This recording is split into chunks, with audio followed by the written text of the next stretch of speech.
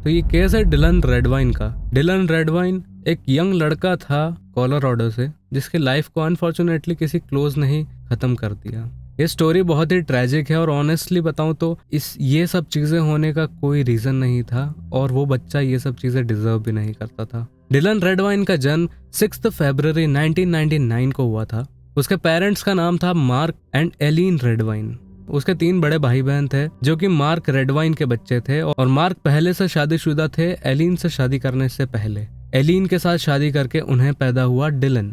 Dylan एक बहुत ही हंसमुख और खेलकूद करने वाला बच्चा था, जिसे खेलकूद करना बहुत पसंद था। जब डिलन थोड़ा बड़ा हुआ तो मार्क और एलिन ने डिवोर्स कर लिया और डिलन की कस्टडी का मामला शुरू हुआ, जिसमें कि डिलन अपनी माँ के साथ कोलोराडो में रहना चाहता था, बट अल्टीमेटली उसके फादर मार्क रेडवाइन के पास डिलन की कस्टडी जाती है और मार्क का घर कोलोराडो से 6 घंटे दूर बेफील्ड में था। इन डिटेल्स का आप ध्यान रखिएगा, ये डिटेल्स स्टोरी में आगे बहुत काम आएगी। डिलन के अपने फादर के साथ इतनी अच्छी नहीं बनती थी, उनकी हमेशा लड़ाइयाँ होती थी और उनकी कई बातों पर अनबन हो जाया करती थी। डिलन का कहना था कि मार्क उसे अनकंफर्टेबल फील करवाता है, बट डिलन की ये सब बातें बोलने के बावजूद भी कस्टडी तो मार्क के पास ही थी, इस वजह से एलिन और डिलन कुछ भी नहीं कर सकते थे।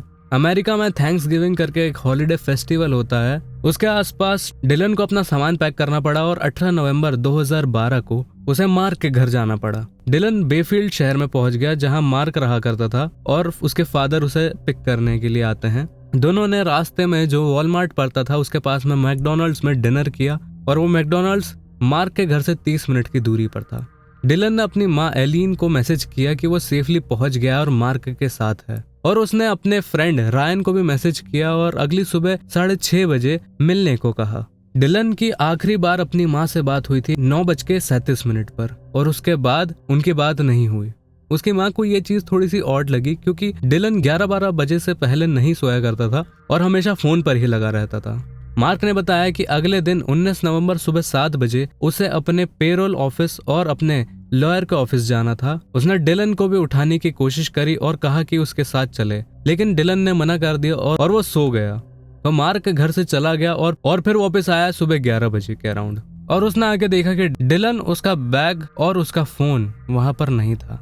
मार्क ने बताया कि ये चीज उसके लिए इतनी शॉकिंग नहीं थी क्योंकि डिलन अक्सर आसपास घूमता रहता था और वो बिना बताए चला जाया करता था। तो मार्क को लगा कि डिलन वापस आ जाएगा और ये सोचकर उसने 1 घंटे का नैप लेने के सोचा। और 1 घंटे बाद जब मार्क उठा तो उसने देखा कि डिलन तब भी वापस नहीं आया, तो वो थोड़ा परेशान हुआ और उसने डिलन को कांटेक्ट करने की कोशिश करी। अब उसने डिलन को कांटेक्ट करने की तो कोशिश करी, लेकिन उसे कोई रिस्पॉन्स नहीं मिला। उसने सोचा कि रायन का घर भी ज्यादा दूर नहीं है तो वहां जाके पूछा जाए कि डिलन कहाँ है। लेकिन जब मार्क रायन के घर पहुंचा, रायन ने बताया कि उसने टेक्स्ट किया था डिलन को 6:45 के अराउंड और उसके बाद कोई उसका रिप्लाई नहीं आया। मार्क और ज्यादा परेशान हो गया और उसने पुलिस को इन्फॉर्म किया और डिलन के मिसिंग रिपोर्ट लिखाई।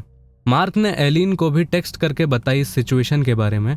एलिन ने तुरंत अपने बेटे कोरी को लेकर 6 घंटे ड्राइव करके मार्क के घर पहुंची। पुलिस को शक था कि हो सकता है डिलन भाग गया हो। पुलिस ने रेस्क्यू टीम्स को बनाया डॉग्स के साथ में। बहुत ढूंढने के बाद अराउंड 24 नवंबर को डिलन की सेंट यानी कि डिलन की खुशबू डॉग्स को मिली विसाडो लेक के पास में। तो गोताखोरों को बुलाया गया और डिलन की बॉडी को ढूंढने के लिए सर्च ऑपरेशन शुरू किया। उन लोगों के पास सोनार इक्विपमेंट भी था जिससे कि वेव्स निकल के पता चल सकता है कि किसी इंसान की बॉडी पानी में है या नहीं, लेकिन फिर भी उन्हें कुछ नहीं मिला। डिलन का वहां पर कोई नामो निशान नहीं था। जैसे जैसे दिन बीत रहा था, एलिन को मार्क पर शक होने लगा और उसकी क्रेडिबिलिटी पर भी वो शक करने लगी। कैसे उसने उसके बच्चे को ऐसे खोने दिया। इनफैक्ट एलिन को पूरा भरोसा था कि मार्क ने ही कुछ किया है जिसकी वजह से उसका बेटा डिलन गायब। इतना सर्च करने के बाद भी डिलन का कोई नामो निशान नहीं मिला। पुलिस को मजबूरन 29 नवंबर को मार्क का घर ही सर्च करना पड़ा ताकि वहां कोई सुराग मिल सके जिससे कि डिलन को ढूंढा जा सके। इस सर्च के दौरान डिलन का ब्लड मार्क के सोफे पर मिला। फॉरेंसिक टीम ने अप्रूव किया कि हाँ, ये डिलन का ही ब्लड है, लेकिन इसे इत्तेफाक ही माना गया क्योंकि डिलन मार्क के घर पर रह रहा था। सर्च अगले साल तक कंटिन्यू हुई और भी ज्यादा डॉग्स को इसमें इंक्लूड किया गया ताकि डिलन को जल्दी से जल्दी ढूंढा जा सके। डिलन को जल्दी से जल्दी ढूंढने के लिए एलिन और मार्क अमेरिका के बहुत ही फेमस शो डॉक्टर फिल पर आए। पूरा इंटरव्यू बहुत ही ऑड था और मार्क ने जब भी अपने बेटे के बारे में बात करी तो उसने इस तरीके से बात करी कि जैसे वो जा चुका हो, यानी कि पास्ट टेंस में बात करी। यानी कि फॉर एग्जाम्पल डिलन रेडवाइन उसका बेटा है, ये नहीं, डिलन रेडवाइन उसका बेटा था। मार्क ने इस तरीके से बात करी। और तो और मार्क ने पॉलीग्राफ टेस्ट लेने से भी मना कर दिया। इन अजीब जवाबों को देखकर पुलिस को मार्क पर शक हुआ और वो इस इन्वेस्टिगेशन के रेडार पर आ गया। 26 जून 2013 डिलन के गुम हो जाने के 7 महीने बाद डिलन रेडवाइन के बॉडी के कुछ अंश मार्क रेडवाइन के घर से 8 मील दूर मिडल माउंटेन रोड ATV के पास मिले। अगले दिन जब मार्क को डिलन के बॉडी के अंश मिलने की इंफॉर्मेशन दी गई, उसके बेटे ने डिलन और उसके हाफ ब्रदर के साथ जो बात हुई थी उसको रिपोर्ट करी और उसमें बताया गया मार्क ने बहुत बार डिलन को मारा है और उसने बताया कि डिलन की बॉडी के पार्ट्स पुलिस को ढूंढने पड़ेंगे। बहुत लोगों ने कहा कि मार्क ने डिलन को अब्यूज किया है, उसे हर्ट किया है, उसके साथ काफी ज्यादा मारपीट करी है। इवन कई लोगों ने थ्योरी बनाई कि मार्क को अगर डिलन की बॉडी छुपानी होती तो वो माउंटेन्स में छुपाता, क्योंकि वहां पर किसी का शक नहीं जाता। मार्क पे कस्टडी एग्रीमेंट भी वॉयलेट करने के मल्टीपल एलिगेशंस थे और उसने कहा था कि वो पहले डिलन को मारेगा, उसके बाद एलिन को। ये केस इतना कॉम्प्लिकेटेड होता जा रहा था, लेकिन इसमें अपराधी की पिक्चर क्लियर होते जा रही थी। एक और सर्च ऑपरेशन सर्च डॉग्स के साथ शुरू किया गया 5 अगस्त 2013 को। सर्च डॉग ने कंफर्म किया कि उसे डिलन की बॉडी की खुशबू लिविंग रूम और वॉशिंग मशीन के पास आई है। उस कैनाइन डॉग ने कपड़ों पर भी डिलन की बॉडी की खुशबू को पिक किया और मार्क का जो ट्रक था उसके बैक साइड में भी, उसके बेस में भी कैनाइन डॉग को डिलन की बॉडी का सेंट मिला। इस चीज के बाद से mark officially person of interest बन गया। 1 नवंबर 2015 को मिडल माउंटेन रोड पर हाइकर्स ने डिलन का स्कल डिस्कवर किया, जो ओरिजिनल डिस्कवरी साइट से 1.5 मील दूर था। माँ की पहले की बीवियों से भी उसका अच्छे संबंध नहीं थे, वो उन्हें भी मारता पीटता था और काफी ज्यादा वायलेंट इंसान था। ना सिर्फ डिलन का ब्लड उसके घर से मिला, दोनों के बीच के रिलेशन भी अच्छे नहीं थे और जांच के बाद पता चला कि दोनों के बीच ज्यादा बातचीत भी नहीं होती थी।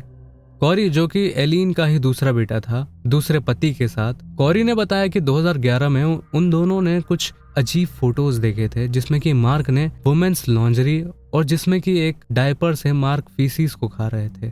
कॉरी ने इन फोटोज के पिक्चर्स क्लिक कर लिए और इन्हें बाद के लिए संभाल के रख लिया। डिलन ने उस दिन से मार्क को देखना बंद कर दिया और वो उनसे बहुत दूर रहने लगा। डिलन अपने फादर से बहुत ज्यादा अपसेट था क्योंकि मार्क ने उसके भाई और उसकी माँ के बारे में बहुत ही बुरी बातें बोली थी। तो डिलन ने अपने फादर को धमकाने की कोशिश करी और उसने बताया कि उसने उनकी फोटोज देख लिया।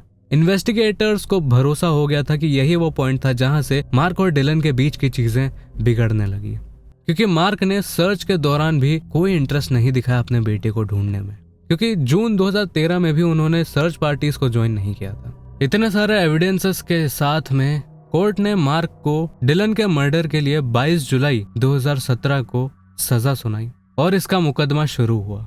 मार्क को बेलिंगम वाशिंगटन से अरेस्ट किया गया। पिछले 3 साल से मार्क ला प्लाटा कंट्री जेल में है अपने बेटे के 2nd डिग्री मर्डर के चार्जेस पर। उसका ट्रायल बहुत बार पोस्टपोन हुआ, पहले नवंबर 2018 में, उसके बाद सितंबर 2019 में जब उसका लॉयर अरेस्ट हुआ, उसके बाद 2020 में और 2021 में कोविड की वजह से। ये केस सुनने में ही इतना डिस्टर्बिंग है कि कोई बाप कैसे अपने बेटे को इतनी बुरी तरीके से मार सकता है। डिलन की डेथ का रीजन अभी भी अननोन है और मार्क ने उसे क्यों मारा ये चीज भी अभी भी अननोन है, लेकिन मेरे हिसाब से इसका मेनली रीजन है वो फोटोज इतनी डिस्टर्बिंग है किसी भी बच्चे के लिए अपने फादर को इस तरीके से देखना। एंड मार्क को ये चीज पसंद नहीं आई, इसलिए डिलन को मार्क ने मार दिया। आपका क्या सोचना है इस केस के बारे में? कमेंट्स में मुझे जरूर बताएं। इस वीडियो को लाइक करें, शेयर करें। मैं मिलता हूँ आपसे अगले केस में।